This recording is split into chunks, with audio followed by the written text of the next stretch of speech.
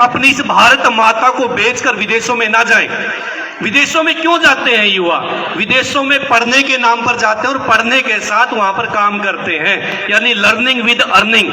यही चीज हम यहां हरियाणा के अंदर आप लोगों को दे सकते हैं, लर्निंग विद अर्निंग।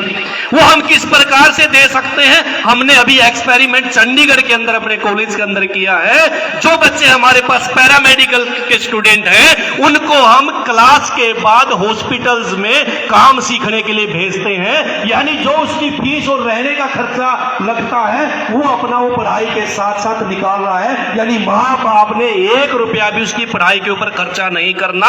जब वो अपनी पूरी डिग्री लेकर अपने कॉलेज से निकलता है, वो पूर्ण रूप से उस डिग्री का मास्टर बन जाता है।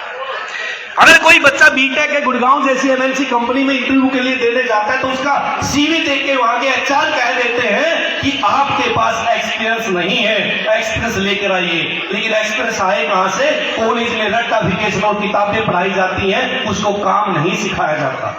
इसी प्रकार जो मीडिया के साथी हमारे पास मास कम्युनिकेशन के लिए आते हैं, डीजेएमसी करते हैं, पहले दिन से ही जिस दिन एडमिशन हो जाता है, हम किसी ना किसी मीडिया हाउस में उसको काम करने के लिए भेज देते हैं। वो काम भी सीखता है और साथ में पैसे भी कमाता है, यानी अपने रहने खाने का और फीस का खर्चा निकाल देता है।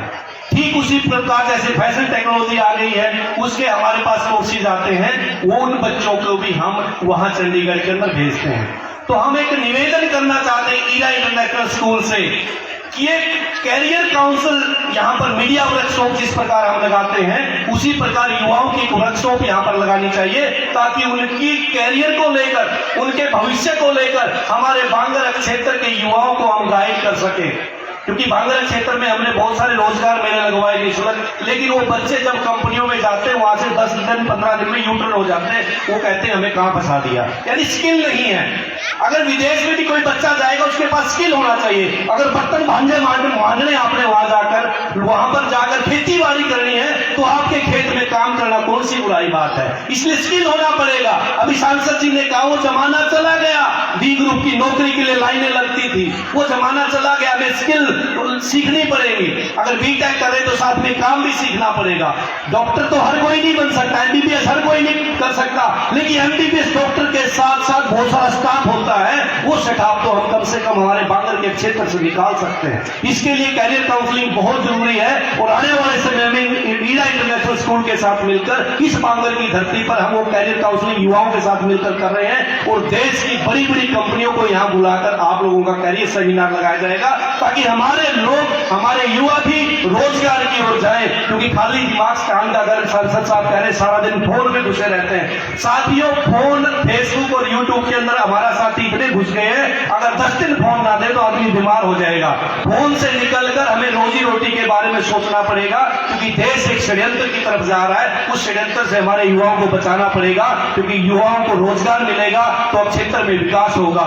और शिक्षा का जो ये हब ईरा इंटरनेशनल बनने जा रहा है, क्योंकि यहाँ खेल के साथ साथ पढ़ाई करवाई जा रही है। पिछले हफ्ते हम यहाँ पर आए थे, हमने क्लासेस देखी, या चित्रों के माध्यम से बच्चों को पढ़ाया जाता है, या एलसीडी दिखाकर बच्चों की पढ़ाई करवाई जा रही है। एक नया अनोखा तरीका ईरा इंटरनेशनल स्कूल में, जो हमारे बांगर क्षेत्र के अंदर किसी भी स्कूल में आज तक ये पद्धति नहीं है। और बहुत सारी बड़ी बड़ी कंपनियों के साथ टाई अप करके बच्चों को एजुकेशन में मजबूती दी जा रही है, ताकि वो अपने टेस्टों की तैयारी कर सके, उनको अलग से ट्यूशन लगाने की जरूरत ना पड़े। अगर कल वो विदेशों में जाए तो यहाँ से टैलेंटेड होकर काम सीख कर जाए। थैंक्स ईरा इंटरनेशनल स्कूल, जिन्होंने हमारे को यहाँ बोलने का मौका दिया। और कैरियर काउंसलिंग के अंदर जल्द ही हम सब साथियों को मिलकर, जितने अभिभावक बैठे हैं, अपने घरों में युवाओं को समझाओ, विदेश में कुछ नहीं रखा भाई, बर्तन मांगने अपने घर मांग लो, खेती करनी अपने खेत में कर लो, और बढ़िया टेक्निकल शिक्षा सीख लो, और नहीं तो एक्सरे का काम सीख लो। बहुत सारे काम है, हम यहीं पर अपने देश का, राष्ट्र का निर्माण कर सकते हैं। देश इतने काम कर सकते हैं, देश हमें देता है सब कुछ, हम भी तो कुछ देना सीखें। इस भाव के साथ अपने युवाओं को दिशा देना